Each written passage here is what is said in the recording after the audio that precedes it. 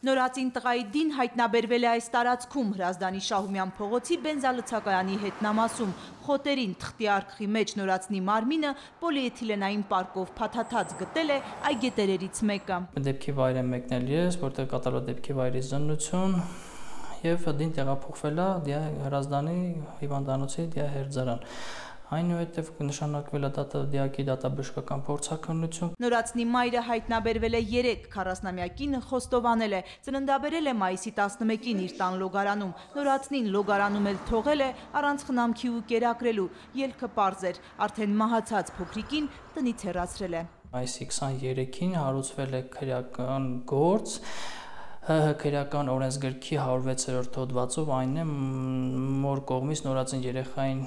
սպանելու փաստի վերաբերյալ։ Մայրն այս պահին կասկածյալի կարգավիճակ ունի, ձերբակալված չէ, հաշվի առնելով, որ խնամքին ունի 2 անչափահաս երեխա, տղա ու աղջիկ։ Կինը երեխաների հետ Հրազդանի բազմաբնակարաններից մեկում է ապրում, ամուսնալուծված է։ Նրա հետ կարճ հեռախոսազրույցից հետո որոշեցինք չայցելել։ Շքամուտքի մոտ հերթապահող հետաքրքրասերները նրա մոտ ինքնավնասման մտքեր են ծնում։ Անձը ոչ մի մարզային բուժ հաստատությունում հաշվառված չի եղել։ Միայն կարող եմ ավելացնել, որ վաղը Հրազդանի բուժկենտրոնում կատարվելու է դատաբժշկական փորձաքննություն տվյալ անձի եւ հետազոտվելու է 40-ամյա կինը հղիության ամբողջ ընթացքում կանանց կոնսուլտացիա պոլիկլինիկա չի այցելել։ Նախաքննությունը շարունակվում է, նորածնի մոր հայտնած տեղեկությունները ստուգվում են։ Սպանված նորածնի հայրն էլ դեռ անհայտ է։ Ընտանիքում անհայր մեծանում են նրա 2 երեխաները։ Արդյոք այս դեպքից հետո մարզպետարանի, Հրազդանի քաղաքապետարանի երեխաների իրավունքներով զբաղվող բազմանդամ բաժինների աշխատակիցներից որևէ մեկը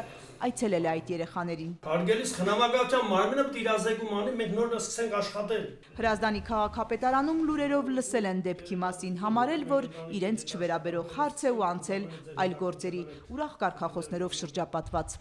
Սուսան Բադալյան, Հակոբ Թումանյան, օրակարգ։